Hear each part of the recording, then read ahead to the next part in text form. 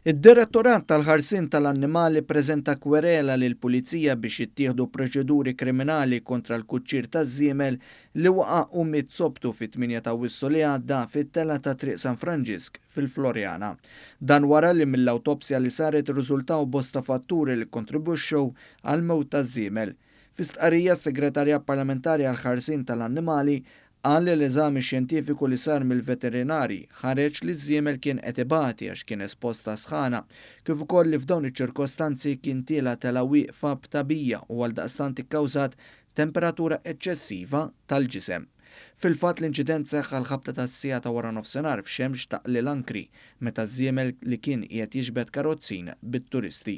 Il-Ministru José Herrera u s-Segretarju Parlamentari Clint Camilleri saħħu li l-ebda azzjoni ta' moħqrija fuq l-annimali mi aċċettabbli u sostnu li atti bħal dawn huma kundannabbli bla ebda riservi.